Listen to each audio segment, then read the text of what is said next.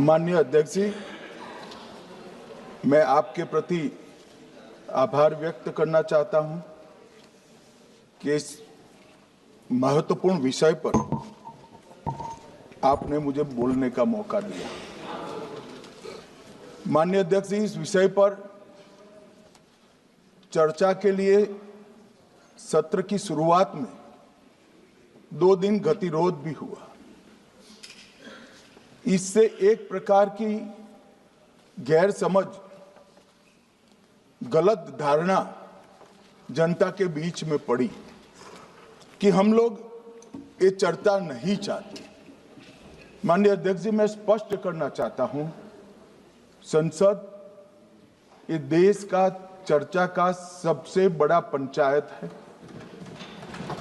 और हम भाजपा वाले, एनडीए वाले चर्चा से कभी नहीं भागते। कोई भी मुद्दा हो, संसद के नियमों के अनुसार चर्चा के लिए हम तैयार रहते हैं। हमने 2 दिन तक विपक्ष के चर्चा करी कि इसको बाद में किया जाए, 2 सत्र बाद में किया जाए, मगर नहीं माने। हमने हाँ भर दी। मेरा दायित्व है मान्यवर कि हमने क्यों ना बोली थी। ना बोलने के 2 कारण थे। एक कारण था कि चर्चा गहन पुनः निरीक्षण के नाम पर वो मांगते थे, एसआईआर के नाम पर मांगते थे। मान्यवर, मेरा बहुत स्पष्ट मत है कि एसआईआर पर इस सदन पे चर्चा नहीं हो सकती, क्योंकि गहन पुनः निरीक्षण की जिम्मेदारी भारत के चुनाव आयोग की है। भारत का चुनाव आयोग और चुनाव आयुक्त ये सरकार के तहत काम नहीं करते। अगर जब चर्चा होती है और कुछ सवाल खड़े किए जाएंगे तो इसका जवाब कौन देगा? मान्यवर, जब उन्होंने कहा कि हम चुनाव सुधार पर चर्चा करने के लिए तैयार है, हम तुरंत मान गए और आज चुनाव सुधार पर ही चर्चा हुई। मान्यवर, लगभग 63। प्लीज मान्य दादा आप बीमार हो, मैं समझ रहा हूं, मगर बीमार ज्यादा हो तो घर पे रहा करो, यहां सदन का माहौल मत बिगाड़िए। मान्यवर, 63 सदस्यों ने प्लीज ऐसे माहौल अरे ठीक यार, रहना चाहिए। व्यक्तिगत बात है मेरी और दादा के बीच में। माहौल ठीक रहना चाहिए। मान्यवर, 63 सदस्यों ने पक्ष और विपक्ष से इस चर्चा में हिस्सा लिया है और जो चर्चा का समय हुआ था तय, उससे ज्यादा आपने समय लिया है। इसलिए भी मैं आपका धन्यवाद व्यक्त करना चाहता हूं। मान्यवर, चर्चा तय हुई थी चुनाव सुधारों के लिए, मगर ज्यादातर विपक्ष के सदस्यों ने एसआईआर पर ही चर्चा करी। अब चर्चा इन्होंने जिस तरह से शुरू करी है, जवाब तो मुझे देना पड़ेगा मान्यवर, और मैं मानता हूं उनको सुनना भी चाहिए। मान्यवर, इस एसआईआर पर, गहन पुनर्निरीक्षण पर एक तरफा 4 महीने से झूठ फैलाया और देश की जनता को गुमराह करने का प्रयास किया। और मेरा आग्रह है सदन के पक्ष और विपक्ष के सभी सदस्यों, मैंने एसआईआर की प्रक्रिया का, इससे जुड़े हुए संवैधानिक अनुबंधों का और भूतकाल में जो एसआईआर हुए वो सभी का गहन अभ्यास किया है। मैं आज आपके माध्यम से इस सदन को और सदन के माध्यम से पूरे देश की जनता को जो झूठ विशेषकर कांग्रेस पार्टी द्वारा फैलाया गया है, वो झूठ का मेरे तर्कों के हिसाब से जवाब देना चाहता हूं। आप बेटे ज्ञान मत दीजिए। मान्यवर, ये देश के संविधान में, मान्यवर, ये देश के संविधान से, संविधान के अनुच्छेदों से चुनाव आयोग की रचना हुई। एक प्रकार से चुनाव आयोग एक संवैधानिक संस्था है। संविधान के अंदर चुनाव आयोग का गठन, उसकी शक्तियां, चुनावी प्रक्रिया, मतदाता की परिभाषा और मतदाता सूची को तैयार करने और उसके सुधारने के लिए की शक्तियां, इसके बारे में स्पष्ट प्रावधान किए गए। और मान्यवर, बड़ी विनम्रता से मैं बताना चाहता हूं कि प्रावधान जब किए गए तब हमारी पार्टी बनी ही नहीं थी। हमारी पार्टी के अलावे जो लोग हैं, इन लोगों ने संविधान सभा में चर्चा कर संविधान को बनाया था। इसलिए ये पूरी चुनाव की प्रक्रिया जो संविधान के अंदर व्याख्यायित की गई है और आज जो हो रहा है, ये दोनों के बीच में क्या अंतर है और आरोप क्या है, इसको मैं जवाब देना चाहता हूं। माननीय, फ्री एंड फेयर चुनाव कराने का हमारा संविधान ने जिम्मेदारी चुनाव आयोग की तय की। मतदाता सूची बनाने की और मतदाता सूची में सुधार करने की जिम्मेदारी भी चुनाव आयोग को दी। अनुच्छेद संविधान के भाग 15 में अनुच्छेद 324, इसमें चुनाव आयोग का गठन, चुनाव आयुक्त की नियुक्ति, लोकसभा, राज्यसभा, विधानसभा, उपराष्ट्रपति और राष्ट्रपति, ये सभी चुनाव का संपूर्ण नियंत्रण संविधान ने चुनाव आयुक्त को दिया है। और चुनाव आयुक्त एक से ज्यादा हो तो इलेक्शन कमिश्नर को दिया है। अब 325 जो अनुच्छेद है, वो किसी भी पात्र मतदाता को मतदाता सूची से बाहर नहीं रखा जाता, इसका प्रावधान करता है। मगर 326 एक गहन पुनर्निरीक्षण के लिए, एसआईआर के लिए बहुत महत्वपूर्ण है। क्या है 326? मान्यवर, इन्होंने मतदाता की पात्रता, योग्यता और मतदाता होने की शर्तें आर्टिकल 326 में तय की है। और वो शर्तें क्या है? सबसे पहली शर्त है कि मतदाता भारत का नागरिक होना चाहिए, विदेशी नहीं होना चाहिए। ये सबसे पहली शर्त। और ये कह रहे हैं कि चुनाव आयोग क्यों ये कर रहा है? भाई, इसका दायित्व है, इसलिए कर रहे हैं। दूसरी है 18 साल से ज्यादा आयु का व्यक्ति मतदाता बन सकता है। तीसरा, वैधता का निर्धारण मानसिक असमर्थता, अपराध और भ्रष्टाचार में संलिप्तता के लिए जो कानून ने समय समय पर तय किया है, इसके पर। तो ये 3 पात्रताओं के आधार पर भारत के मतदाता होने की बात तय होती है। और ये 3 चीजें किसने देखनी है मान्यवर? चुनाव आयुक्त को देखनी है। चीफ इलेक्शन इलेक्शन कमीशन मतलब चीफ इलेक्शन कमिश्नर और कमिश्नर्स ने देखनी है। और 327 में मतदाता सूची, सीमांकन, चुनाव संचालन और उसके लिए कानून बनाने की सिफारिश संसद को करने की सत्ता चुनाव आयोग को दी है।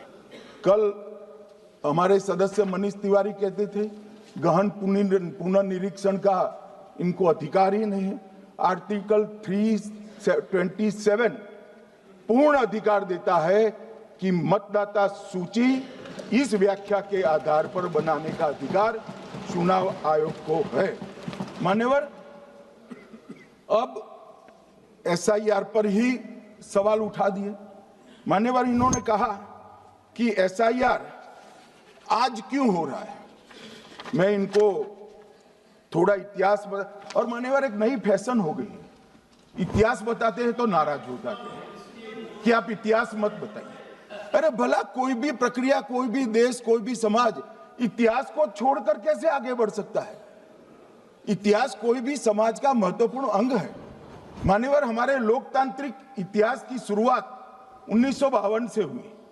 तो सबसे पहला गहन पुनर्निरीक्षण एसआईआर कब हुआ? 1952 में। एसआईआर की क्या जरूरत है वो कहते हैं, इसलिए मैं कहता हूं। तो उस वक्त प्रधानमंत्री कौन थे? जवाहरलाल नेहरू। किस पार्टी से थे? कांग्रेस पार्टी से। दूसरा कब हुआ? 1957 में।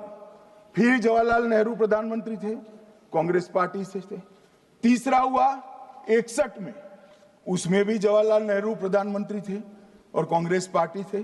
65-66 में भी हुआ, एक ही गहन पुनर्निरीक्षण 2 साल में हुआ। उस वक्त भी श्री लाल बहादुर शास्त्री प्रधानमंत्री थे, कांग्रेस पार्टी थे। 83-84 में हुआ, इंदिरा जी थी। 87-89 में हुआ, राजीव गांधी थे। 92-93-95 में हुआ, नरसिम्हा राव थे। 2002 और 3 में हुआ, तब श्री अटल बिहारी वाजपेयी थे। मान्यवर, 2004 में गहन पुनर्निरीक्षण समाप्त हुआ, तब डॉक्टर मनमोहन सिंह जी प्रधानमंत्री थे। तो 2, 3, 4 का एक गहन पुनर्निरीक्षण हुआ, एसआईआर हुआ। उसमें 2 साल एनडीए के प्रधानमंत्री थे, भाजपा के थे, और 1 साल डॉक्टर मनमोहन सिंह। 2004 के बाद सीधा 2025 में गहन पुनर्निरीक्षण हो रहा है। और इस वक्त हम हैं, एक पूरा गहन पुनर्निरीक्षण एसआईआर की प्रक्रिया का आज तक 2004 तक किसी भी दल ने विरोध नहीं किया है। मान्यवर, क्योंकि ये चुनाव को पवित्र रखने की प्रक्रिया है, चुनाव के उद्देश्यों को, लोकतंत्र को स्वस्थ रखने की प्रक्रिया है। अगर लोकतंत्र में चुनाव जिसके आधार पर होते हैं वो मतदाता सूची ही प्रदूषित है, तो चुनाव कैसे साफ और सुथरे हो सकते हैं? मानो समय समय पर मतदाता सूची का गहन पुनर्निरीक्षण जरूरी है, इसलिए चुनाव आयोग ने फैसला किया कि 2025 में इसको किया जाएगा। मान्यवर, एक बीच में एक घटना मैं जरूर कहना चाहूंगा। 2010 में एक चुनाव आयुक्त महोदय ने निर्णय किया कि रिटर्निंग ऑफिसर को मतदाता सूची में से नाम काटने का अधिकार नहीं है, और उसके बाद से किसी की मृत्यु हुई तो भी नाम नहीं कटते थे, कोई एक क्षेत्र से दूसरे क्षेत्र में गया तो भी नाम नहीं कटते थे। एक व्यक्ति का ट्रांसफर हो गया तो कोयम्बटूर से वो शिमले चला गया, भारत सरकार का कर्मचारी है, तो उसका नाम कोयम्बटूर में भी रहता था, शिमला में रहता था। क्योंकि 2010 में, मैं बताता हूं किस, मैं बख्शूंगा नहीं, आप चिंता मत करो, क्योंकि 2010 में एक व्यवस्था हुई कि किसी का नाम नहीं काट सकते, और उस वक्त भी कांग्रेस पार्टी की सरकार थी।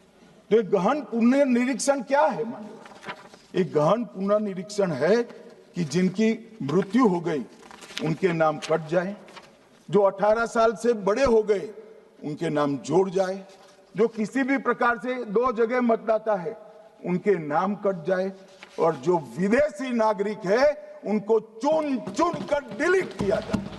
ये गहन पुनर्निरीक्षण। और मैं आज इस मंच से, आपके माध्यम से इस सदन को और देश की जनता को कहना चाहता हूं, क्या कोई भी देश का लोकतंत्र सुरक्षित रह सकता है जब देश का प्रधानमंत्री और राज्य का मुख्यमंत्री कौन हो वो घुसपैठिए तय करेंगे? मान्यवर, नहीं रह सकते। एक मतदाता का एक से ज्यादा जगह पर वोट होना चाहिए। मान्यवर, एक से ज्यादा जगह पर वोट होना चाहिए। जो लोगों का मृत्यु हो चुका है, मान्यवर, जिन लोगों का मृत्यु हो चुका है उनका वोट मतदाता सूची में होना चाहिए। मान्यवर, ये एसआईआर और कुछ नहीं है, मतदाता सूची का शुद्धिकरण है। मैं मानता हूं इससे कुछ दलों के राजनीतिक स्वार्थ आहत होते हैं। मुझे उन दलों के प्रति एक प्रकार से अनुकंपा भी है, क्योंकि देश के मतदाता तो वोट देते नहीं है। ये थोड़े विदेशी दे देते थे, वो भी चले जाएंगे। मगर मान्यवर, क्या हमने भारत के नाते निर्णय करना पड़ेगा कि इस देश की संसद को चुनने के लिए, राज्य की विधानसभा को चुनने के लिए विदेशी को वोट देने का अधिकार देना है या नहीं देना है? और मेरा मत है, मेरा विनम्र मत है मान्यवर, कि ये नहीं देना चाहिए। मान्यवर, इसमें कानूनी स्थिति का प्रश्न नहीं है। अभी सांसद महोदया बोला कि इलेक्शन कमीशन का अधिकार नहीं है। लाल बाबू हुसैन 1995 में एक वाद हुआ मान्यवर, भारत की सर्वोच्च अदालत तक वो वाद पहुंचा। लाल बाबू हुसैन बनाम मतदाता रजिस्ट्रेशन ऑफिसर 1995 में इसका जजमेंट आया और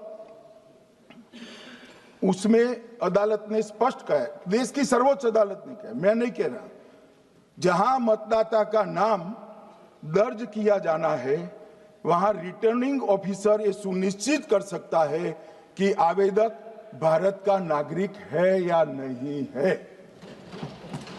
ये लोग जो कहते हैं कि इलेक्शन कमीशन कैसे तय करेगा, ये इनकी ड्यूटी है और ये हमारा निर्णय नहीं है, भारत की सर्वोच्च अदालत का निर्णय है और हम सब भारत की सर्वोच्च अदालत के निर्णय से बंधे हुए हैं। किसी को भी अगर वेरीफाई करना है तो लाल बाबू हुसैन बनाम मतदाता रजिस्ट्रेशन ऑफिसर 1995 का जजमेंट निकालकर मान्यवर दे दे। मान्यवर, विपक्ष के नेता राहुल गांधी जी ने 5 नवंबर 2025 को एक प्रेस कॉन्फ्रेंस में परमाणु बम फोड़ा। अब वो परमाणु बम के अंदर उन्होंने कहा कि हरियाणा में एक ही घर में 501 वोट पड़ गए।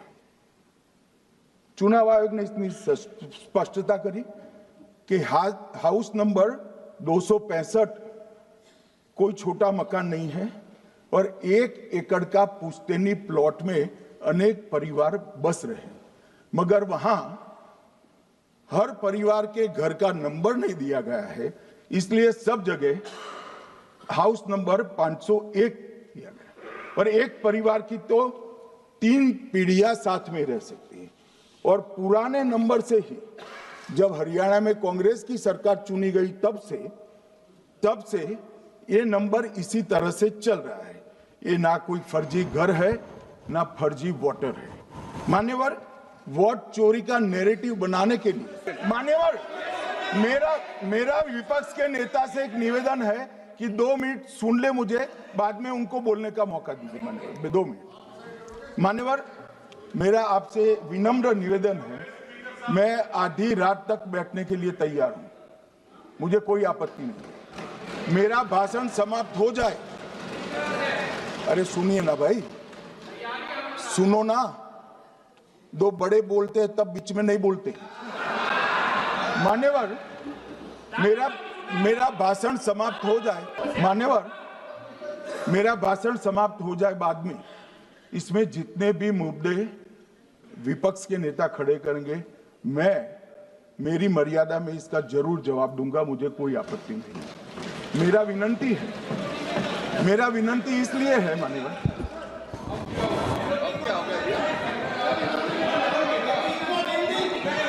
एक मिनट, उनको पूरी बात करने दें। हाँ हाँ मान्यवर, मेरा विनंती भी मान्यवर, नो प्लीज डिबेट नहीं करते बैठे। मान्यवर, मेरा विनंती इसलिए है कि शायद वो जो मुद्दा खड़ा करना चाहते हैं उसका जवाब मेरे आगे भाषण में आ जाएगा तो मुद्दा ही नहीं बचेगा, इसलिए मैं कह रहा हूं मुझे पूरा सुन लिया जाए। मान्यवर, बिहार में एक मतदाता की उम्र 34 साल बताई गई, 34 साल की है, इसको 124 साल बताया गया। सच था कि इसमें उम्र 124 बार छपी थी। बाद में मिंता देवी जी ने खुद बताया कि उन्होंने ऑनलाइन आवेदन किया था और वो ऑनलाइन आवेदन करने में गलती हो गई, इसके कारण उम्र 124 साल छपी थी। अब इसके आधार पर मतदाता सूची पर प्रश्न कर दिए। सुबोध कुमार नवादा, प्रेस कॉन्फ्रेंस में कहा गया कि एक राजनीतिक दल के बीएलए है, इनका नाम कभी आया ही नहीं, वो भी सच नहीं निकला। रंजू देवी रोहतास, उनको कहा कि एक कार्यकर्ता, उन्होंने बाद में रंजू देवी जी ने स्टेटमेंट दिया, जबरन बुलाकर उनकी वोटर लिस्ट से नाम काट लिया गया, ऐसा आरोप हुआ। तो रंजू देवी ने यही कहा कि कांग्रेस के कार्यकर्ताओं को कहने पर मैंने गलत जानकारी दी थी। मान्यवर, ये जो प्रेस कॉन्फ्रेंस हुई और उसने जिस प्रकार का देश में माहौल बनाया, चलो ये तो मैंने आरोप जो लगाए थे और सत्य क्या है कहा, मगर मैं विपक्ष के नेता ने जो प्रेस कॉन्फ्रेंस में कहा कि मतदाता सूची ठीक नहीं है, इसको सुधार करना चाहिए, तो भाई गहन पुनर्निरीक्षण क्या है, एसआईआर क्या है, मतदाता सूची का सुधार करने की प्रक्रिया है, और वो कर रहे हैं तो भी विरोध कर रहे हैं, पुरानी मतदाता सूची कर रहे हैं तो भी विरोध कर रहे हैं। भाई मतदाता सूची पुरानी हो या नहीं, आपका हारना तय है, ये मतदाता सूची से नहीं होगा। मान्यवर, उन्होंने कहा, अपने लॉजिक के समर्थन में कहा कि भारतीय जनता पार्टी को कभी एंटी इनकम्बेंसी का सामना नहीं करना पड़ता। मान्यवर, एंटी इनकम्बेंसी इनके खिलाफ होती है जो जनहित के विरुद्ध काम करे। ये बात सही है कि भाजपा को एंटी इनकम्बेंसी का फायदा विरोध बहुत कम करना पड़ता है। हमारी सरकारें बार बार चुनकर आती हैं, चाहे राज्य में है या केंद्र में, परंतु ऐसा नहीं है कि हम 2014 के बाद एक भी चुनाव नहीं हारे। छत्तीसगढ़ में 18 में हारे, राजस्थान में 18 में हारे, मध्य प्रदेश में 18 में हारे, कर्नाटक में भी 14 के बाद हारे, तेलंगाना में हम जीत नहीं पाए, चेन्नई में हम जीत नहीं पाए, बंगाल में भी हम हारे। भाई तो तब तो ये मतदाता सूची बहुत अच्छी होती है, टब से नए कपड़े पहनकर आप शपथ ले लेते हो। उस वक्त मतदाता सूची का विरोध नहीं करते हो, और जब मुंह की पटखनी पड़ती है बिहार की तरह, तब मतदाता सूची का विरोध करते हो। माननीय मेरे दोहरे मापदंड नहीं चलेंगे लोकतंत्र में। जब आप जीतते हो तब चुनाव आयोग महान है, जब आप हारते हो तो चुनाव आयोग निकम्मा है, बीजेपी का कहने पर चलता है। जब आप जीतते हो मतदाता सूची अच्छी है, मतदाता सूची अच्छी है, और जब आप हारते हो तो मतदाता सूची खराब है। मान्यवर, मुझे कोई आपत्ति नहीं, इस प्रकार का भ्रांति फैलाए तो फैलाए, मेरा दायित्व है कि इस देश की जनता को एक ड्यूअल स्टैंडर्ड की जानकारी देना, जो मैं आज इस सदन में खड़े होकर दे रहा हूं। मान्यवर, आगे पर भी मैं इस विषय को कहूंगा, और ढेर सारे आरोपों के मेरे पास जवाब है। जो 3 प्रेस कॉन्फ्रेंस में, एक सादा प्रेस कॉन्फ्रेंस, एक एटम बम वाला प्रेस कॉन्फ्रेंस, एक परमाणु बम वाला, ये तीनों में क्या हुआ, इसके सारे जवाब मेरे पास है। मान्यवर, अब ये कहते हैं कि 2-2 जगह है, 2-2 जगह मतदाता है। मान्यवर, किन किन लोगों के 2-2 जगह मतदाता में, इसमें जिनके नाम 2 जगह रजिस्टर्ड है उसका दोष नहीं निकालता मैं, क्योंकि एक जगह से कोई व्यक्ति दूसरी जगह गई तो 2010 के बाद इसको डिलीट करने का अधिकार आरओ के पास से ले लिया गया। इसके कारण ये विसंगतियां खड़ी हुई है। किसके हैं? श्री प्रशांत किशोर जी के 2 जगह मतदाता है, पवन खेरा जी का भी है, तेजस्वी यादव का स्वयं का है, टी सिद्दीकी एनआईसी केरल के नेता का है, मान्यवर संजय सिंह आप पार्टी के नेता के हैं, एक किशोरी पेडनेकर यूबीटी शिवसेना के हैं, इनका भी है। मान्यवर, सामान्य गलतियां हैं, क्योंकि एक नियम आ गया, जिसका वोट काटने का जिसका अधिकार है उसको रोक लिया गया, तो आरओ वोट काट नहीं सकता था, इसलिए 2 जगह रह गए। अब वो ही एक गहन पुनर्निरीक्षण से सुधरना है। मगर आप गहन पुनर्निरीक्षण को वोट चोरी कह रहे हो। मान्यवर, वोट चोरी किसको कहते हैं वो मैं बताना चाहता हूं। और हमारे यहाँ कुछ परिवार ऐसे हैं जो पूछते नहीं वोट चोरी। मान्यवर, पहली बात मैं स्पष्ट करना चाहता हूं, मैं 30 साल से विधानसभा और संसद में जनप्रतिनिधि के रूप में चुनकर आता हूं। मुझे लंबा अनुभव है संसदीय प्रणाली का। विपक्ष के नेता महोदय कहते हैं कि पहले मेरी बात का आप जवाब दीजिए, मैं सुनना चाहता हूं। आपकी मुनसफी से संसद नहीं चलेगी। मेरे यहाँ बोलने का क्रम मैं तय करूंगा। इस तरह से नहीं चलेगी संसद। मान्यवर, उनको धैर्य रखना चाहिए, मेरा जवाब सुनने का। इनकी एक एक बात का जवाब मैं दूंगा, मगर मेरे भाषण का क्रम वो तय नहीं कर सकते, मैं करूंगा, क्योंकि मैं बोल रहा हूं। मान्यवर, आपके चेहरे पर बैठो। मान्यवर, आपके चेहरे पर चिंता की लकीरें मैं देख रहा हूं कि मैं क्या बोलूंगा। मैं उनके उकसावे में नहीं आऊंगा, मैं मेरे विषय पर बोलूंगा। मान्यवर, मैंने इतना ही कहा कि मैं मेरे भाषण का क्रम मैं तय करूंगा। मेरे भाषण का पहले क्या बोलना, बाद में क्या बोलना, मैं तय करूंगा। और मैं मानता हूं कि हर एक वक्ता का ये अधिकार है, उनका भी है, मेरा भी है।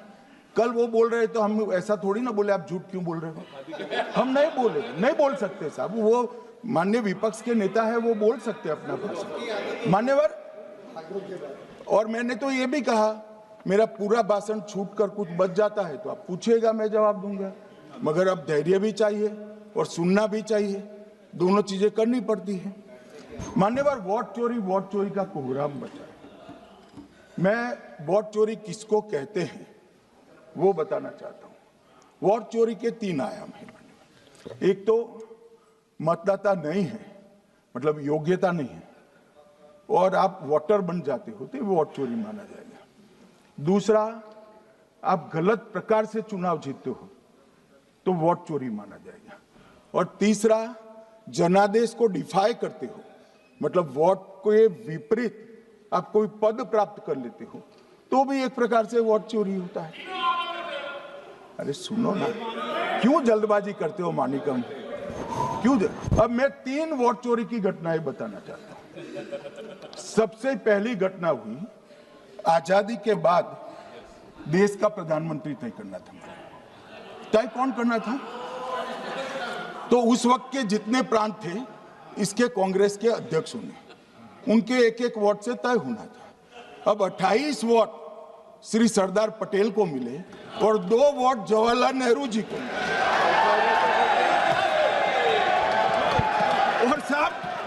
और साहब प्रधानमंत्री जवाहरलाल जी बने।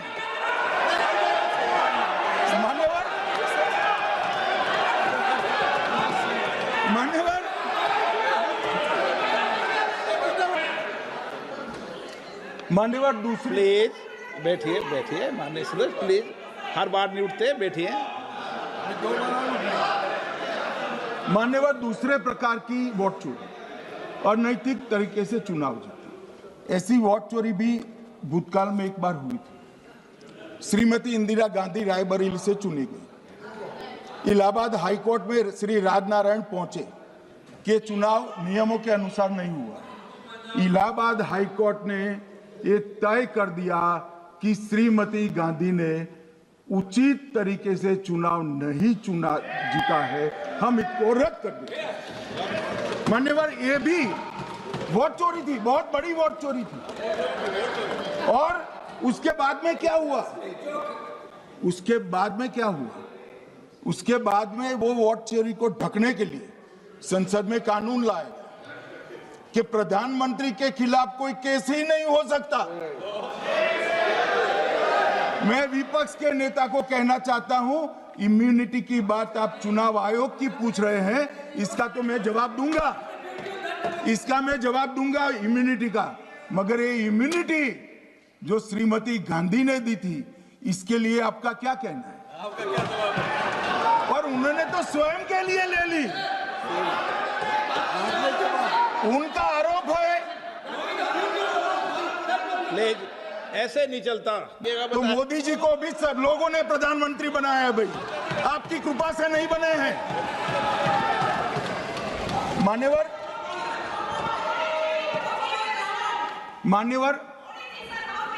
नो प्लीज सर, ऐसे मानक तरीका ठीक नहीं है आपका, 2-2 मिनट में उठना।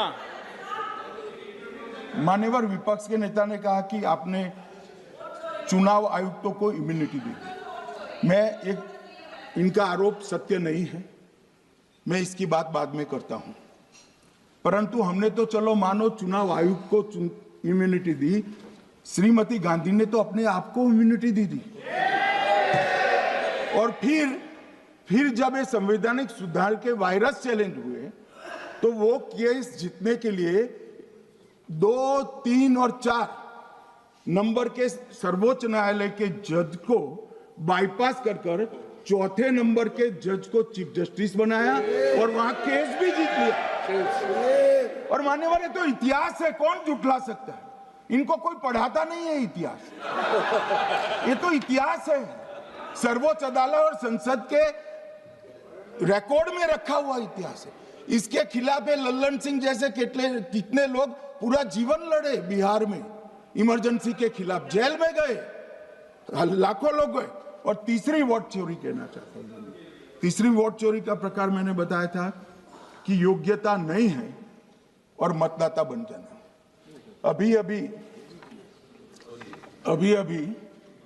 एक वाद पहुंचा है, वाद मतलब डिस्प्यूट पहुंचा है दिल्ली की सिविल अदालत में।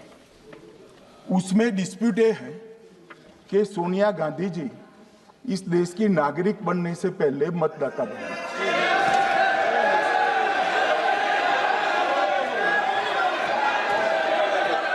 मान्यवर, मैंने इतना ही कहा है कि अदालत में केस चल रहा है जो फैक्चुअल है। अब जवाब तो उनको अदालत में देना है, सोनिया जी ने यहां क्यों दे रहे हैं? अदालत में जवाब देना है। अब मुझे सुनिए तो, अब आपने एक मुद्दा खड़ा किया, मुझे जवाब तो देने दीजिए। मान्यवर, मैंने कुछ ऐसा नहीं कहा, मैंने सिर्फ इतना कहा है कि एक वाद दायर हुआ है दिल्ली की अदालत में।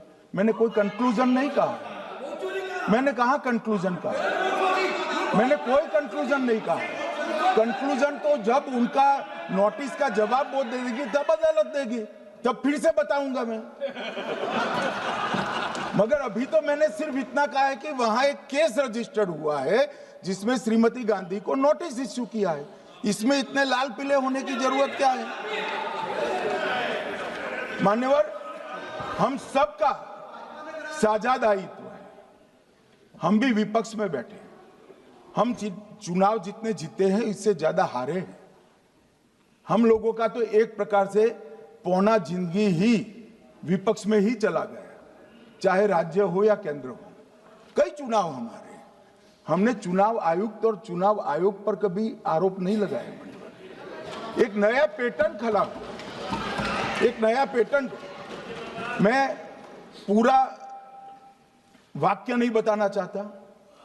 श्रीमती ममता बनर्जी ने चुनाव आयोग पर आरोप लगाए, स्टालिन जी ने लगाए, बीडी सतीशन जी ने लगाए, श्री राहुल गांधी ने लगाए, मल्लिकार्जुन खड़गे जी ने लगाए, तेजस्वी यादव जी ने लगाए, अखिलेश यादव जी ने लगाए, वी शिवन कुट्टी ने लगाए, हेमंत सोरेन जी ने लगाए, भगवंत मान जी ने लगाए। अब पहले तो ऐसी परंपरा सिर्फ कांग्रेस पार्टी में थी, मगर संपर्क का दोष कहता होता है साहब, ये सारे इंडिया अलायंस वाले चुनाव आयोग के खिलाफ आए। मान्यवर, चुनाव आयोग एक तटस्थता से चुनाव कराने वाला संस्थान बनाया गया और इसकी मान्यता कोई पॉलिटिकल पार्टी ने नहीं दी, भाग और अनुच्छेदों के तहत हमारे संविधान ने दी और ये संवैधानिक प्रक्रिया है। इस संवैधानिक प्रक्रिया पर सवाल खड़े कर अनर्गल आरोप कर आप पूरे चुनाव आयोग की एक प्रकार से पूरे दुनिया में इसकी छवि को धूमिल करने का काम कर रहे हैं। आपको लगता है कि आप सरकार की छवि धूमिल करें? ना जी, आप पूरी दुनिया में भारत के लोकतंत्र की छवि को धूमिल करें।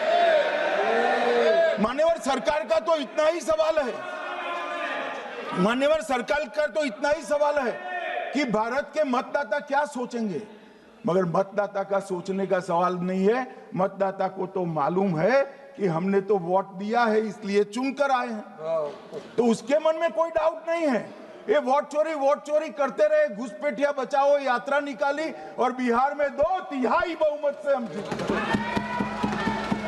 मान्यवर, ये जो नई परंपरा शुरू हुई कि देश के अंदर चुनाव न जीते तो चुनाव आयोग को बदनाम करो, चुनाव प्रक्रिया को बदनाम करो, मतदाता सूची को बदनाम करो, ये हमारे लोकतंत्र का भला नहीं करेगी। यही आयुक्त के तहत, यही सरकार के होते हुए आप कई चुनाव जीते, हम कुछ नहीं बोले, हम पार्टी में बैठकर इसकी मीमांसा की, मगर ये लोग चुनाव आयोग पर। मान्यवर, मैं थोड़ी स्पष्टता के लिए आंकड़ा देना चाहता हूं। मई 14 में श्रीमान नरेंद्र मोदी इस देश के प्रधानमंत्री बने, तब से उनको आपत्ति है। तो एनडीए क्या क्या जीती, 3 लोकसभा चुनाव हम जीते, 41 राज्यों के विधानसभा चुनाव जीते, तो हम 44 विधानसभा टोटल चुनाव जीते हैं 2024 से 25 तक, मगर वो भी 30 चुनाव जीते हैं अलग अलग विधानसभा में, 30 जगह पे।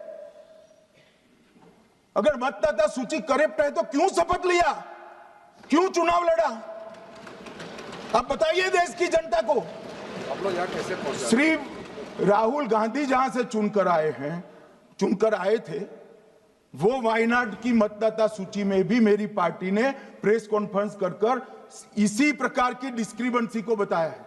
इसका जवाब नहीं देते।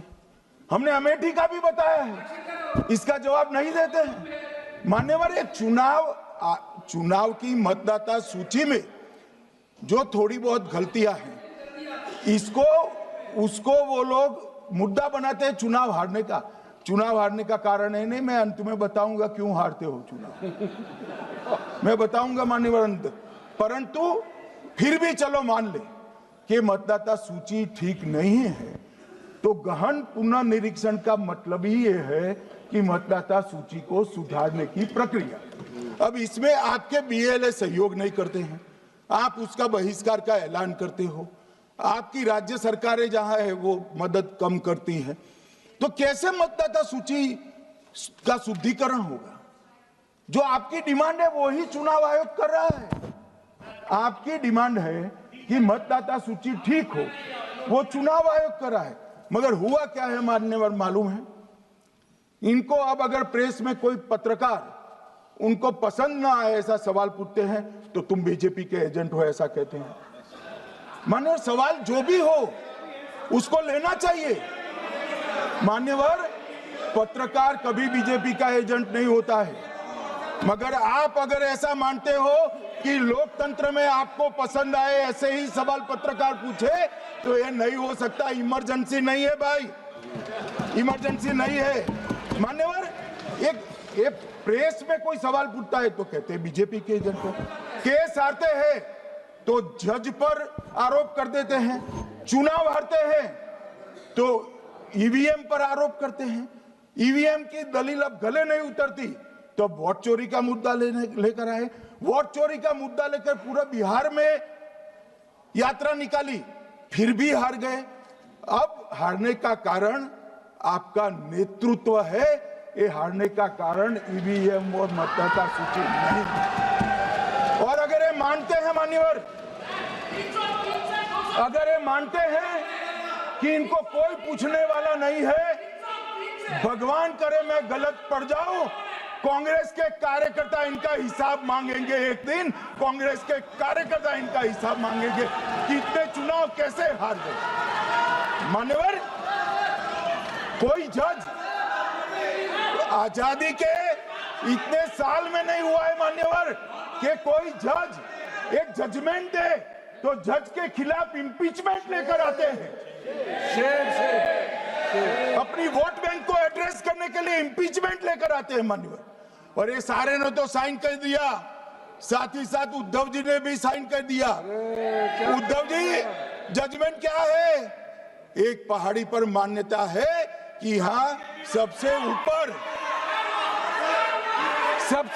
दिया जलाया जाए। मान्यवर, एक वोट बैंक को संभालने के लिए एक हाईकोर्ट के जज के सामने इम्पीचमेंट लेकर आए हैं। देश की जनता उनको मदद नहीं करे।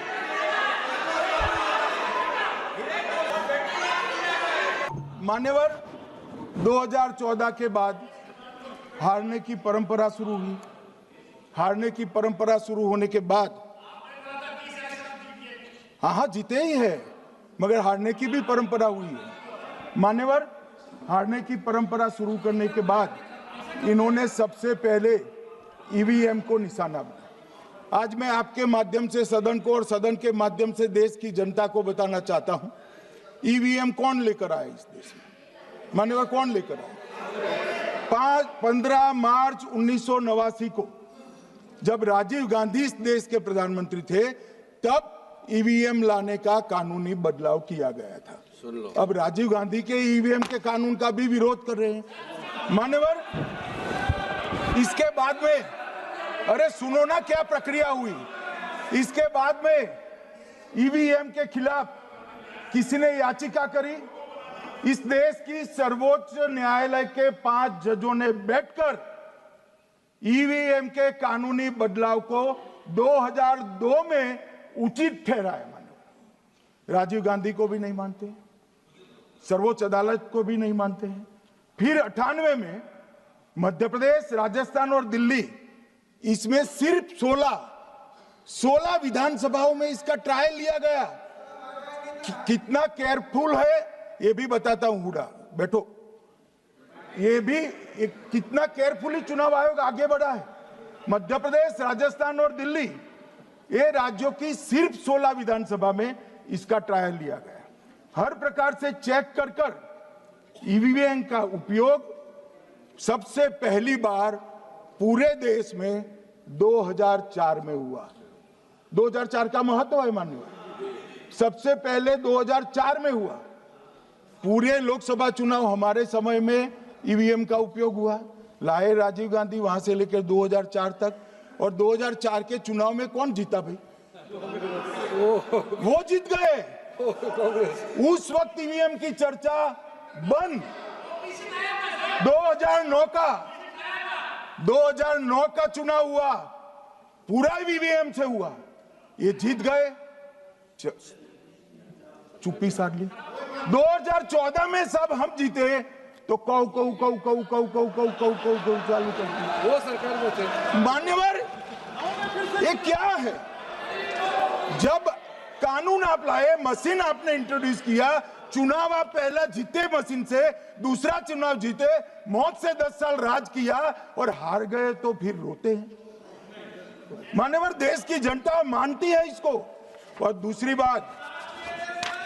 दूसरी बार जब चुनाव आयोग को भी लगा कि सच्चे झूठे आरोप होते हैं, तो इस पर रिसर्च की एक प्रक्रिया हुई। मानिएगा 5 साल रिसर्च के बाद वीवीपीएटी की इंट्रोडक्शन हुआ।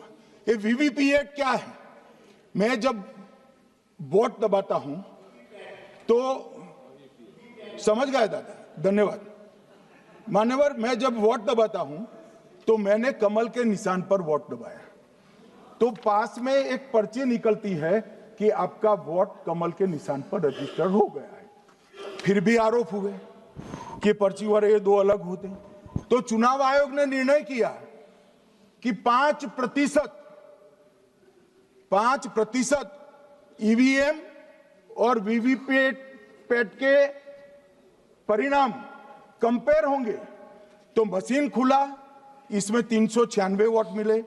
तो वीवीपैट में कितने वोट मिले, तो 396 है या नहीं है, ये 5% मशीनों में मिलता है। मान्यवर, मैं आंकड़े लेकर आया हूं चुनाव आयोग को पूछकर आज कि कितने वीवीपैट और मशीन का मिलान नहीं हुआ। आज तक 16,000 मशीन और वीवीपैट का मिलान हुआ है, एक भी वोट का बदलाव नहीं। और ये जब मतगणना होती है तब उनके पोलिंग एजेंट बैठते हैं मान्यवर, परिणाम पर वो साइन करते हैं। दोनों प्रकार के मशीन के और वीवीपीएटी के परिणाम पर भी साइन करते हैं मान्यवर, और ये इस पर आरोप लगा रहे हैं मान्यवर। अब ये कह रहे हैं कि उस वक्त वाईफाई नहीं थी। सबसे पहली बात 2004 में वाईफाई आ चुकी थी, मगर फिर भी चलो मान लो, आरोप लगाते गए। ईसीआई ने 2009 में एक छेड़छाड़ के आरोप पर भाग लेने के लिए 10 राज्यों में 100 ईवीएम लगाई गई। सब लोगों ने प्रयास किया, 2009 में कोई छेड़छाड़ नहीं कर पाए, फिर भी आरोप लगाए। तो 2017 में इलेक्शन कमीशन ने जून 2017 में 3 दिन तक ईवीएम इलेक्शन कमीशन की ऑफिस में रखे कि कोई भी पार्टी आकर, कोई भी टेक्नोक्रेट आकर, कोई भी साइंटिस्ट आकर ईवीएम को हैक कर बता दे। ये तो गए ही नहीं, ये नहीं गए मान्यवर। ये सिर्फ प्रेस में आरोप करते, ना अदालत में जाते हैं, ना चुनाव आयोग के पर जाते मान्यवर, मगर एक्सपर्ट भी नहीं गए। आप कोई एक्सपर्ट भेज देते भैया, एक्सपर्ट भी नहीं भेजा।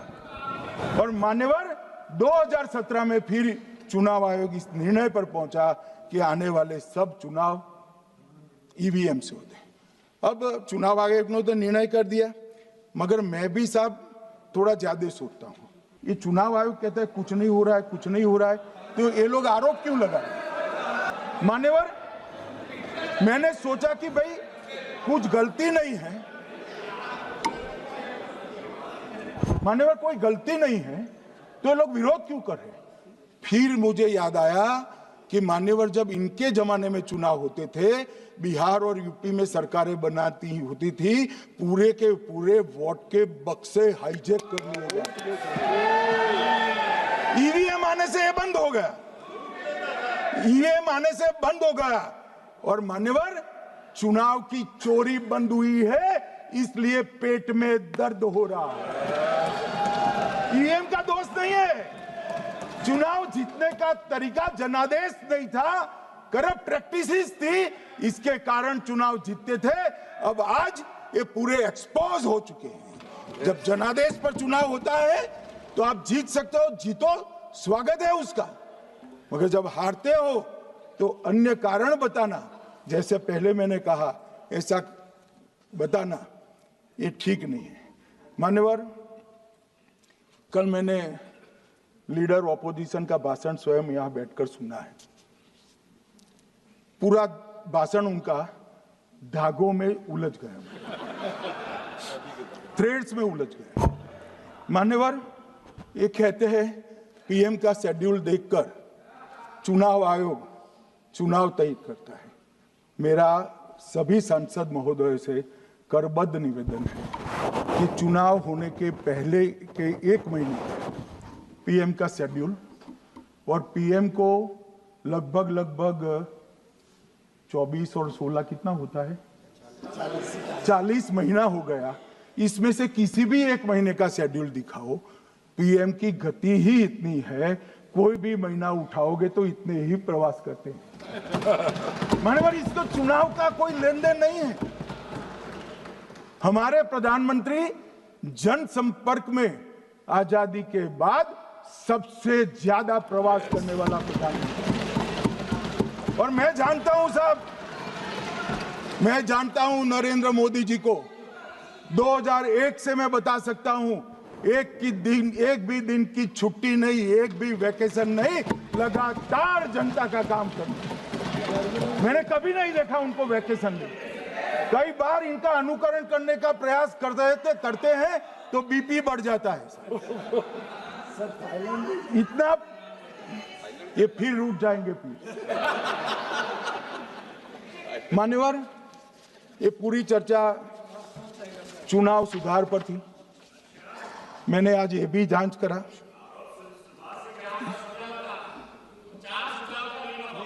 सुनो ना, जरा धैर्य रखो भाई मान्यवर।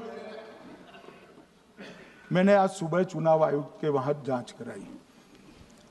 जांच मतलब कोई गोपनीय चीज नहीं पूछी है, आप इसका इशू मत बने। मैंने ये पूछा कि चुनाव सुधार के लिए मई 2014 के बाद कौन सी पार्टी से कितने आवेदन आपको मिले, क्योंकि चुनाव सुधार जो करना है इसकी प्रक्रिया क्या है मान्यवर?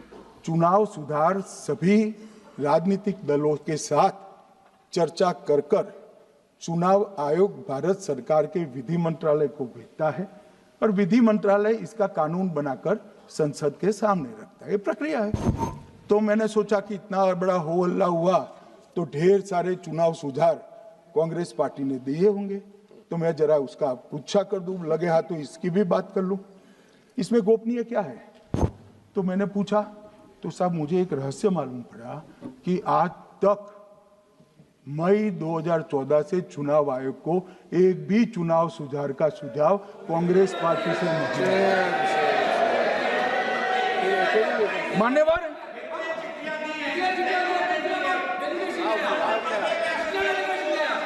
बैठे बैठे मैं बताता हूं मान्यवर, मैं मेरे स्टेटमेंट पर कायम हूं। नरेंद्र मोदी सरकार बनने के बाद आज तक कांग्रेस पार्टी ने चुनाव आयोग को एक भी चुनाव सुधार का प्रपोजल नहीं दिया। मान्यवर, ये कई बार मिलने गए हैं, मैंने उनका प्रेस कॉन्फ्रेंस भी देखा है। उनका प्रेस कॉन्फ्रेंस था चुनाव प्रक्रिया के अंदर उनका जो डिस्प्यूट है वो ऑन गोइंग इलेक्शन में इसको रजू करने का। चुनाव सुधार जो होता है, चुनाव के पहले चुनाव के नियम जो तय होते हैं, इसके लिए सभी दलों को बाकायदा पत्र लिखा जाता है और कोई मांगे तो उसको समय भी देना पड़ता है। ये दो अलग चीजें। मान्यवर, कर विपक्ष के नेता ने 3 सवाल पूछे थे और 4 सुझाव दिए थे। पहला सवाल था मुख्य न्यायाधीश को चुनाव आयोग चयन समिति से बाहर क्यों निकाला गया, पहला सवाल था। दूसरा सवाल था दिसंबर 2003 में कानून बदलकर चुनाव आयोग को पूर्ण प्रतिरक्षा क्यों दी गई, और तीसरा शार्प क्वेश्चन था सीसीटीवी फुटेज 45 दिन में नष्ट करने का कानून क्यों लाए। कानून नहीं लाए हैं, सर्कुलर चुनाव आयोग ने इश्यू किया है, मगर ठीक है, हार्द में समझ रहा हूं ये क्यों कर रहे हैं। ये 3 इसके जवाब थे। मान्यवर, मैं इसमें से सबसे पहले सवाल का जवाब देना चाहता हूं। मान्यवर, मुझे पूरा सुनकर जरा आप आपत्ति लीजिएगा, क्योंकि मैं बताऊंगा तो पास से ही, मगर वर्तमान का भी जवाब दूंगा। मान्यवर, 73 वर्ष तक इस देश में चुनाव आयोग की नियुक्ति का कोई कानून ही नहीं था। माननीय सभी सदस्य ध्यान से मुझे सुने, 73 साल तक इस देश में चुनाव आयोग की नियुक्ति का कोई कानून नहीं था। नियुक्ति प्रधानमंत्री सीधी कर देते थे।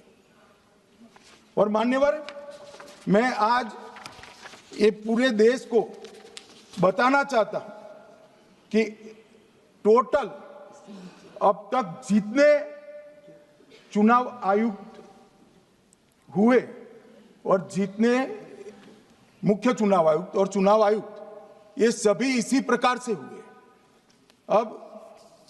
अब 2003 के कानून पर मैं बाद में आता हूं। 1950 से 1989 चुनाव आयोग एक सदस्यीय था।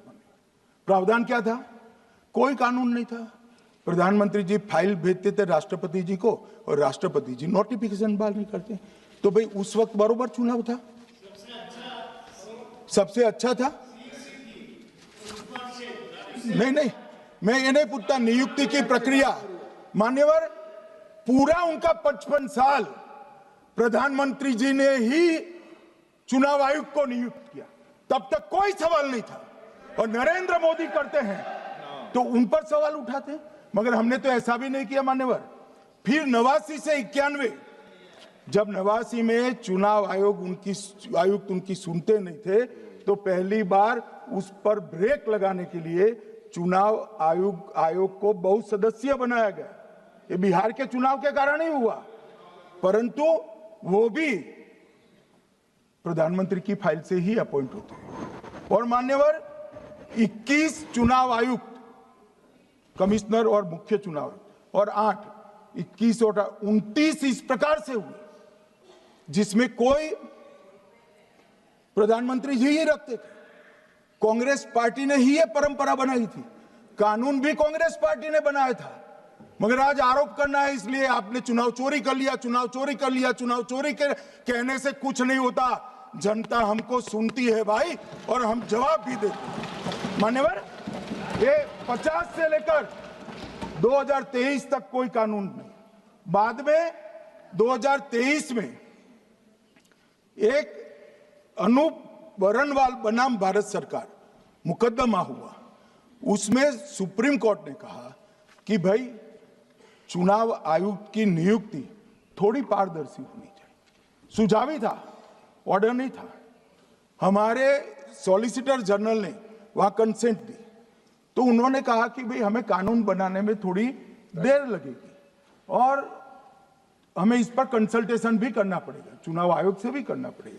तो उन्होंने कहा ठीक है, अगर आप सहमत हैं, मैं जजमेंट और आर्गुमेंट पढ़कर अगर आप सहमत हैं तो जब तक कानून नहीं बनता चीफ जस्टिस ऑफ इंडिया की अध्यक्षता में एक कमेटी बने और प्रधानमंत्री और विपक्ष के नेता इसके मेंबर। हमें कोई आपत्ति नहीं थी, हमने हाँ बोला सर, और विपक्ष के नेता भी थे, प्रधानमंत्री थे और सीजे। 2023 में कानून बन गया। कानून क्या बना? विपक्ष के नेता प्रधानमंत्री तय करेंगे, वो एक मंत्री और स्वयं प्रधानमंत्री, ये 3 लोग बैठकर चर्चा कर मेरिट्स में चुनाव आयुक्त और मुख्य चुनाव आयुक्त की नियुक्ति करेंगे। मान्यवर, हमारे टाइम में तो और पारदर्शी, ये कह रहे हैं हमारा तो 33% ही हिस्सा है। भाई 33% तो है ना, हमारा तो हिस्सा ही नहीं था। और मान्यवर, मैं रिकॉर्ड से बताता हूं, 2012 में सीयूसी की नियुक्ति होनी थी। अडवाणी जी ने सुझाव दिया लिखकर कि एक प्रणाली बना जाए, नहीं बनाया और BS संपत जी को सीधा चुनाव आयुक्त बना दिया। उसके बाद में भी एक व्यक्ति कैसे है इसकी चर्चा है। नवीन चावला, जिसको आपातकाल की भूमिका पर शाह आयोग ने कहा था ये निष्पक्ष नहीं है, उनको मुख्य चुनाव आयुक्त बना दिया। जबकि मुख्य चुनाव आयुक्त गोपाल स्वामी ने इनके खिलाफ पक्षपात के सबूत भी भेजे, खारिज कर दिया। मान्यवर, सुने नहीं। हमारे समय में ऐसा कभी नहीं हुआ है। हमारे समय पर विरोध होता है, मगर पक्षपात के सबूत किसने नहीं दिए हैं। और भाई, जहां तक 66% और 33% का सवाल है, आप कह रहे हो कि वहां 2 लोग होते हैं और आप एक होते हैं, ये तो हम तय नहीं करते हैं। 140 करोड़ की जनता तय करती है कौन 66 होगा और कौन 33। यहाँ कौन बैठेगा वो तो 140 करोड़ लोग तय करते हैं। वो आपके लिए तय करोगे तो आप 66 हो जाओगे, मगर आप तो 100 रख कर गए थे, हमने उसको 33 दे दिया। मान्यवर, ये क्या सवाल उठाते? और वो समझते हैं कि मैं बोलता हूं तो बस ये ब्रह्म वाक्य होगा। ऐसे नहीं होता है मान्यवर, हर चीज के तर्क होते हैं। इनका जो भाषण तैयार करते हैं वो भी ठीक से नहीं करते, रिसर्च नहीं करते। मान्यवर, इन्होंने सीसीटीवी फुटेज 45 दिन में इलेक्शन कमीशन ने नष्ट करने का निर्णय किया, इस पर आपत्ति उठाई। मान्यवर, जन प्रतिनिधित्व अधिनियम 1951 की धारा 81 में एक प्रावधान है। प्रावधान क्या है? उम्मीदवार चुने जाने के बाद 45 दिन में चुनाव याचिका दायर कर सकते हैं। 45 दिन के बाद इसको कोई चुनौती नहीं दे सकता। ये नियम 1991 में बना, तब उस वक्त सीसीटीवी फुटेज नहीं था। सीसीटीवी फुटेज बाद में चुनाव आयोग ने एक सर्कुलर से रूल्स में बदलाव कर ऐड किया। अब किया क्या है चुनाव आयोग ने? सीसीटीवी फुटेज का जो रिकॉर्ड है उसको जन प्रतिनिधित्व अधिनियम की 1951 की धारा 81 के साथ संरक्षित किया है, मतलब अलाइन किया है कि 45 दिन के बाद कोई डिस्प्यूट की प्रोविजन ही नहीं है एक्ट में, तो 45 दिन के बाद ये सीसीटीवी फुटेज क्यों रखना चाहिए? अब इतनी सादी समझ नहीं है सब। मैं क्या कर सकता हूँ? सब समझ के कोई इंजेक्शन नहीं होते जो भ्रम से दे दिया। मान्यवर, ये धारा 81 1951 से है, मगर पहले पर्चियों से होते थे तो पर्ची के लिए थी। अब सीसीटीवी फुटेज का कैमरा आ गया तो सीसीटीवी फुटेज ऐड कर दिया। मान्यवर, उन्होंने कहा, और इस वक्त जब सीसीटीवी फुटेज जब प्रक्रिया में ऐड किया, तब स्पष्ट चुनाव आयोग ने कहा था कि सीसीटीवी रिकॉर्डिंग संवैधानिक दस्तावेज नहीं है, ये आंतरिक प्रबंधन है। किस चीज का आंतरिक प्रबंधन? कि चुनाव सीज होने के बाद कोई पुनः मतदान की अर्जी करता है कि भाई ये मतदान मथक में चुनाव ठीक नहीं हुआ, तो चुनाव आयोग जो निर्णय करता है वो सीसीटीवी फुटेज के आधार पर करता है। पहले मौखिक करता था, टेक्नोलॉजी आई, सीसीटीवी फुटेज स्वीकार कर लिया। अब ये आंतरिक प्रबंधन के लिए है मान्यवर। फिर भी चुनाव आयोग का जो निर्णय है मैं बताता हूं। उन्होंने कहा सामान्य जनता को एक्सेस होना चाहिए। रूल्स बनाया गया है, सामान्य व्यक्ति सीसीटीवी फुटेज उच्च न्यायालय में जाकर 45 दिन के अंदर ऑर्डर करा सकता है। अब ये कहेंगे 45 दिन में जजमेंट नहीं आएगा, मगर उच्च न्यायालय इतना ऑर्डर कर सकता है कि ये सीसीटीवी फुटेज आप डिस्ट्रॉय मत करना। मान्यवर, राजनीतिक दलों को एक्सेस देने का उन्होंने प्रावधान करा है, तो वो चुनाव को चैलेंज करे राजनीतिक दल 45 दिन के अंदर। ऑटोमेटिक जो चुनाव चैलेंज होता है मान्यवर, उसका सीसीटीवी फुटेज नियमों से हम चुनाव आयोग रिजर्व कर देता है। मान्यवर, ये प्रक्रिया कुछ पढ़ते नहीं। इसके बाद पॉलिटिकल एजेंटों को एक्सेस होनी चाहिए। पॉलिटिकल एजेंट भी मान्यवर हाईकोर्ट से इसको प्राप्त कर सकता है। अब करते कुछ नहीं, एक भी ना हाईकोर्ट में अर्जी करी ना चुनाव आयोग में करी, और सीसीटीवी फुटेज का बहाना लेकर बोलने लगे। अब इतने लाखों बूथों का सीसीटीवी फुटेज हर नागरिक मांगने लगा कोई कारण के बगैर, तो किस प्रकार से चुनाव आयोग दे सकता है? किस प्रकार से दे सकता है? यहां हुआ क्या है, सब प्राप्त करना चाहते हैं वो प्रेस कॉन्फ्रेंस करना। उनको लगता है कि मेरी प्रेस कॉन्फ्रेंस ये संवैधानिक प्रावधान के तहत होती है।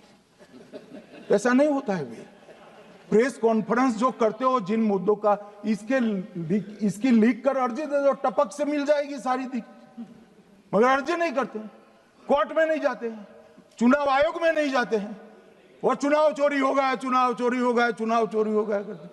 मान्यवर, ऐसे नहीं चलेगा। इस देश को, लोकतंत्र को आप धूमिल नहीं कर सकते, और सबने सीखना चाहिए, और भाषण ढंग से तैयार करने का भी सीखना चाहिए। मान्यवर,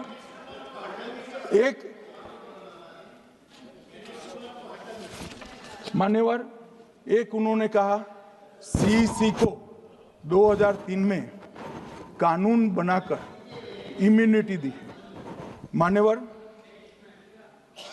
representation of the people act 1950 में ही ईसीआई के अधिकारियों को जो इम्यूनिटी प्राप्त है उससे जरा भी बढ़ोतरी नहीं करी। हमने सिर्फ रिप्रेजेंटेशन ऑफ 1951 के एक्ट को पुनरावृत्ति की है। मान्यवर, आरपीए एक्ट की धारा 32 और आरपीए एक्ट 51 के सुधार की धारा 146C कहती है कि चुनाव आयोग के कोई भी अधिकारी, जिसमें इलेक्शन कमिश्नर आ जाते हैं, इस पर कोई मुकदमा चुनाव प्रक्रिया के लिए नहीं चल सकता।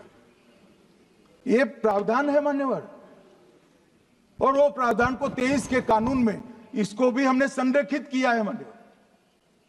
इतने सारे वकीलों को राज्यसभा दे रखी है, भगवान जाने क्या करते हैं सर, अपने नेता को ब्रीफ भी नहीं करते। मान्यवर, ये वाक्य आप निकाल सकते हैं, ये वाक्य निकाल सकते हैं। मान्यवर, अच्छा सुझाव दिया आपको।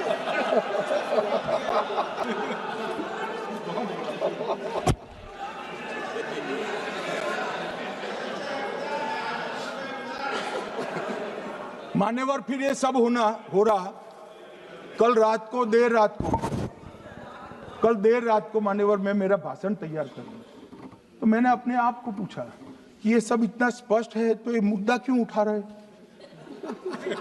मेरी समझ में अगर इतना पढ़कर आता है तो उन्होंने भी तो पढ़ा होगा।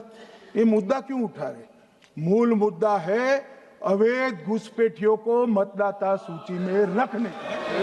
मान्यवर, ये 200 बार भी बहसकार करेंगे, एक भी अवैध घुसपैठियों को इस देश में हम वोट नहीं देंगे। ये हमारे एनडीए का पॉलिसी है मान्यवर। डिटेक्ट मतलब ढूंढो, डिलीट करो, मतदाता सूची में नाम काटो और उनको डिपोर्ट करो। हम संवैधानिक प्रक्रिया कर डिटेक्ट, डिलीट और डिपोर्ट ये पूरा करेंगे। ये क्यों सदन छोड़कर भाग गए। मैं इनके सामने तो कोई बात भी नहीं कर रहा था, ना कांग्रेस पार्टी के सामने बात कर रहा था। मैं तो बात कर रहा था घुसपैठियों को देश के बाहर निकालने की। अब ये तो देखिए साहब,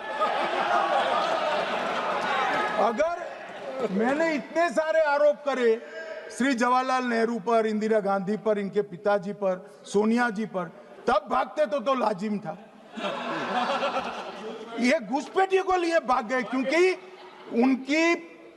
उनकी हमारी पॉलिसी है डिटेक्ट, डिलीट और डिपोर्ट। उनकी पॉलिसी है नॉर्मलाइज कर दो घुसपैठ को, उसके बाद में मान्यता प्रदान कर दो और चुनाव में मतदाता सूची में डालकर फॉर्मलाइज कर दो। मगर साहब ये लंबे समय तक नहीं चलना। मैं मेरे मन से मानता हूं, मेरे पार्टी के सिद्धांत तो है ही, मगर मैं मानता हूं कि जनसांख्यिकी में इतना बड़ा परिवर्तन देश के लिए बहुत बड़ा खतरा है। यह देश एक बार जनसांख्यिकी के आधार पर बट चुका है और हम नहीं चाहते कि आने वाली पीढ़ी ये देश के भी बंटवारे दिखे। इसलिए ये बहुत जरूरी है कि इस देश से घुसपैठ को रोकना पड़ेगा। मान्यवर, ये कहते हैं कि घुसपैठ हो रही है, भारत सरकार की जिम्मेदारी नहीं है। मान्यवर, मैं आज बताना चाहता हूं, घुसपैठ हो रही है भारत बांग्लादेश की सीमा से। वहां पर कुल 2216 किलोमीटर बॉर्डर है, इसमें से 1653 किलोमीटर बॉर्डर बन चुकी है। अब 563 कहां बाकी रही है मान्यवर मालूम है? केवल और केवल एक राज्य बंगाल। आसाम का पूरा हो गया, मेघालय का पूरा हो गया, त्रिपुरा का पूरा हो गया, जम्मू कश्मीर का पूरा हो गया, पंजाब का पूरा हो गया, राजस्थान का पूरा हो गया, गुजरात का पूरा हो गया, खाली बंगाल का बाकी रखा है। और मैं आज कहना चाहता हूं टीएमसी के लोगों को भी, ये राहुल जी के साथ में रहकर घुसपैठिया बचाओ यात्रा बिहार में निकली, साफ हो गए। आप भी घुसपैठियों को बचाओगे तो वहां भारतीय जनता पार्टी का विजय तय। मान्यवर, ये कहते हैं कि घुसपैठ क्यों हो रही, आप बॉर्डर नहीं बनाने देते, फेंसिंग नहीं करने दोगे, घुसपैठ नहीं होगी।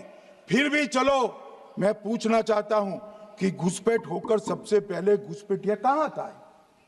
कहां आता है? तो गांव में आता है। पटवारी को मालूम नहीं पड़ता, गांव के थाने वाले को मालूम नहीं पड़ता। इसकी मतदाता सूची में नाम डालने के लिए आधार कार्ड कहां बनता है? वहीं बनता है। उसका राशन कार्ड कहां बनता है? बंगाल में बनता है। और मतदाता सूची में कौन सी मतदाता सूची में ऐड होता है? तो बंगाल में होते। आपकी कोई जिम्मेदारी नहीं है।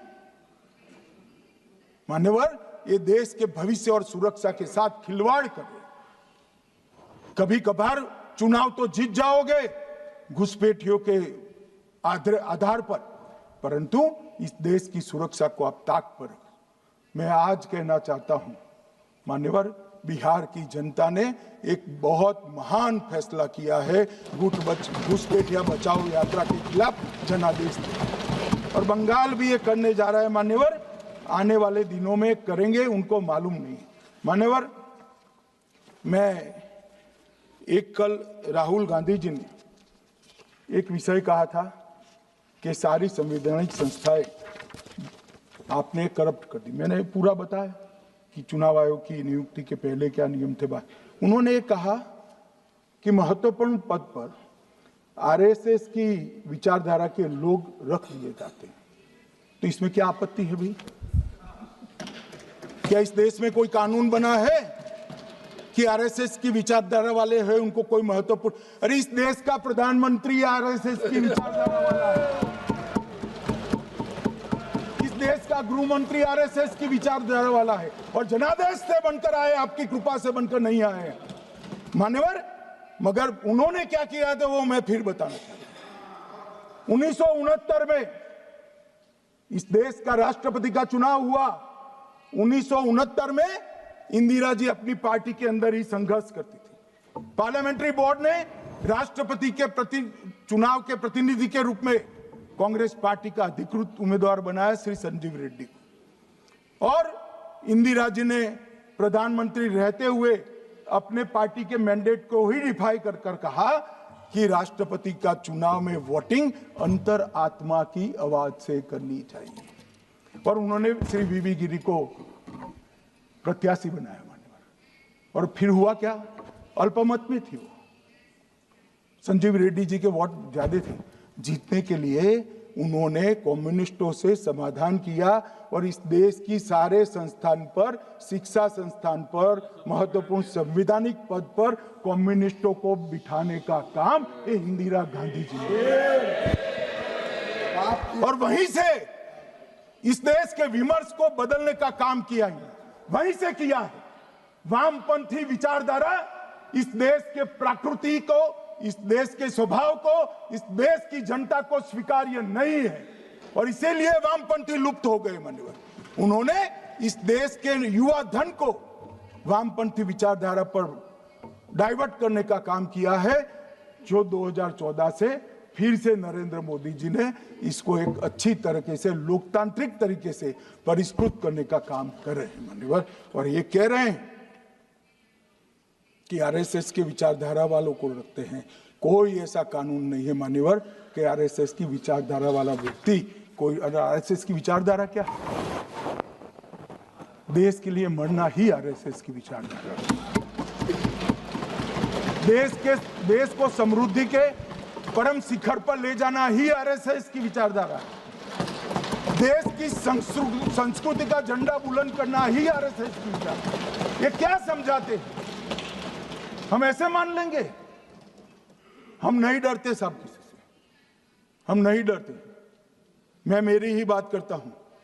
मैं तो 10 साल का था और नारे लगाता था, आसाम की गलियां सुनी है, इंदिरा गांधी खूनी है। हम तो वहां से लड़ते लड़ते आए हैं, हम नहीं डरते मान्यवर। और मान्यवर, इन्होंने कहा कि वोट चोरी से जीतते हैं। वोट चोरी से नहीं जीते हैं। आपने सर्जिकल स्ट्राइक का विरोध किया, इसलिए हम जीते। आपने एयर स्ट्राइक का विरोध किया, इसलिए जीते हैं। आपने 370 हटाने का विरोध किया, इसलिए जीते हैं। आपने राम मंदिर बनाने का विरोध किया, इसलिए जीते हैं। आपने घुसपैठियों को हटाने का विरोध किया, इसलिए जीते हैं। आपने सीएए का विरोध किया, इसलिए हम जीते हैं। आपने ट्रिपल तलाक हटाने का विरोध किया, इसलिए जीते हैं। और आप 1 नेशन 1 इलेक्शन का विरोध कर रहे हो, इसलिए हम फिर से जीते हैं। माननीय 60 करोड़ गरीबों के घर में इस देश के प्रधानमंत्री जी ने घर पहुंचाया, गैस पहुंचाया, पानी पहुंचाया, शौचालय पहुंचाया, 5 किलो अनाज मुफ्त पहुंचाया, और 5 लाख तक की दवाइयां मुफ्त कर दी। क्या समझते हैं कि वोट चोरी कर कर जीते हैं? इस देश के इंफ्रास्ट्रक्चर को 40 साल देख लीजिए और हमारे 11 साल देख लीजिए, इंफ्रास्ट्रक्चर को 3 गुना बढ़ाने का काम हमारे प्रधानमंत्री नरेंद्र मोदी, और इसलिए जनता हमें जिताती है। और मैं तो अभी भी कहना चाहता हूं, चले गए हैं मान्यवर, मैं अभी भी कहना चाहता हूं, यार कांग्रेस पार्टी तुझे टिकट तो देती नहीं है मान्यवर। मैं अभी भी कहना चाहता हूं, एसआईआर का विरोध करोगे तो बिहार की जगह बंगाल और तमिलनाडु में भी साफ।